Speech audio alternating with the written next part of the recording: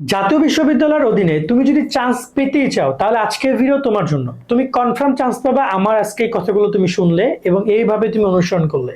লাইনটা খুবই সিম্পল, একটা সহজ একটা সোজা লাইন, কিন্তু অনেক শিক্ষার্থী এই সোজা লাইনে হাঁটতে এদিক টাকায় ওদিক টাকায়, তখন আর মূল যে ফোকাস যে লাইনটা ছিল সেটা থেকে সে ছড়ে যায়, এক প্রকার বাইরে চলে যায়। এখন এই জায়গায় এই লাইনটা তুমি কিভাবে বুঝবা যে কোন সহজ লাইনে আমি চান্স পেতে পারি? জাতীয় বিশ্ববিদ্যালয়ের অধীনে এবছর পরিসংখ্যানটা একটু আগে বলি। পরীক্ষা দিয়েছে 4,50,000-এর মতো শিক্ষার্থী, আসনও আছে 4,50,000। তার মানে কি দাঁড়ায়, যারা পরীক্ষা দিয়েছে তারা সবাই কম বেশি চান্স পাওয়ার যোগ্য বা সেই পর্যাপ্ত আসন জাতীয় বিশ্ববিদ্যালয় রেখেছে। কিন্তু পাশ করেছে কত জানো? 3,70,000, মানে প্রায় 70-80,000 শিক্ষার্থী পাশ করতে পারে নাই। তার মানে কি দাঁড়ালো, যে শিক্ষার্থীর সংখ্যা কম আসনের সংখ্যা বেশি, তার মানে অনেক আসন ফাঁকাও থেকে যাবে, কিন্তু তারপর অনেক শিক্ষার্থী চান্স পাবে না। লিখে রাখো সমস্যাটা কোথায় হয়। প্রথমত এই বিষয়টা আশা করি বুঝেছো যে তোমাদের জন্য কিন্তু আসন পর্যাপ্ত আছে, এমন হচ্ছে আসন নিয়ে তোমাদের কারাকারি হচ্ছে তুমি আসলে তোমার পছন্দের আসনটা পাচ্ছ কিনা এই জায়গাটাতে। এখানে যেটা হয়েছে যে সরকারি কলেজগুলো প্রায় 300-র মতো, সেখানে প্রায় 1.5 লাখের মতো আসন, ওই 1.5 লাখের জন্য লড়াই করতেছে 2.5 লাখ।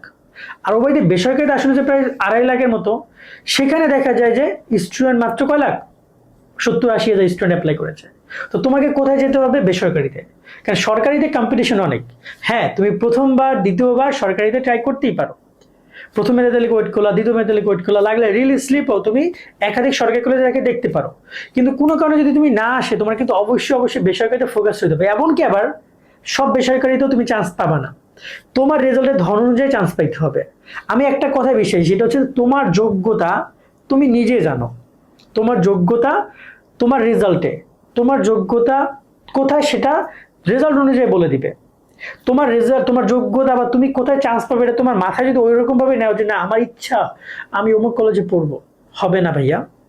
এখানে ইচ্ছার কোনো দাম নাই, এখানে তারা দেখবে তোমার রেজাল্ট। সো তোমার যোগ্যতা কি, তোমার রেজাল্ট কি, সে অনুযায়ী তুমি তোমার কলেজকে ভাবো না। এই একটা প্রবলেমের কারণে বেশিরভাগ শিক্ষার্থী পরীক্ষায় পাশ করার পরও তারা চান্স পায় না।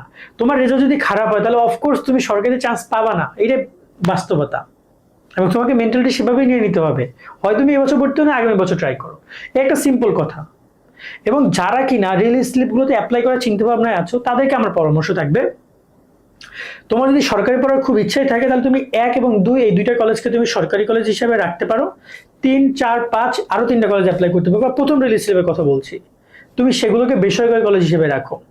যদি প্রথমত সরকারি কলেজ থেকে তোমাকে নিয়ে নেয় তা আলহামদুলিল্লাহ, 1-2 যদি যে দুইটা কলেজ রাখছো সেখানেও তুমি প্রায় 10 থেকে 15টা পর্যন্ত সাবজেক্ট সিলেক্ট করতে পারবে যদি আসন ফাঁকা থাকে।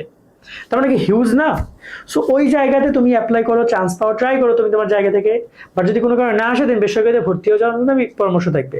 আর যারা কিনা প্রথম রিলিজ স্লিপেও চান্স পাবে না তাদের জন্য দ্বিতীয় রিলিজ স্লিপ প্রচন্ড ঝামেলা দেয়। তারা সরকারি দ্বিতীয় রিলিজ স্লিপে আসনই পাবে না, তাদের তখন অপশনই থাকবে বেসরকারি কলেজগুলো। এমনকি ভালো ভালো বেসরকারি কলেজগুলো তখন তোমাকে খুব বেশি টানবে না, তখন নর্মাল যে বেসরকারি কলেজগুলো সেগুলোতে তোমাকে মুভ করতে হবে বলে আমি মনে করি, বা বিলো অ্যাভারেজ যে বেসরকারি কলেজগুলো রয়েছে।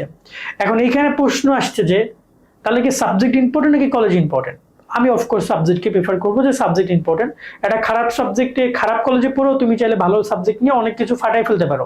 বাট তোমার যদি কলেজ অনেক ভালো হয়, নাম করা কলেজ, দেশের সেরা কলেজ, কিন্তু সাবজেক্ট হচ্ছে খুবই নর্মাল, যেটা তোমার সাথে যায় না, যার ফিউচারিস্টিক না, তাহলে আসলে তুমি অনেক পিছিয়ে আছো। ভালো কলেজে পড়ে হয়তো বন্ধু বান্ধব পাবা, ক্লাসরুম পাবা, অনেক মজা মাস্তি করতে পারবা, বাট ফিউচারে তোমার জন্য সমস্যা হতে পারে বলে আমি মনে করি। তো হচ্ছে কথা লাস্ট, আজকের মতো আমরা এখানে বিদায় নিচ্ছি। সকলে অনেক অনেক ভালো থাকবা। আল্লাহ হাফেজ।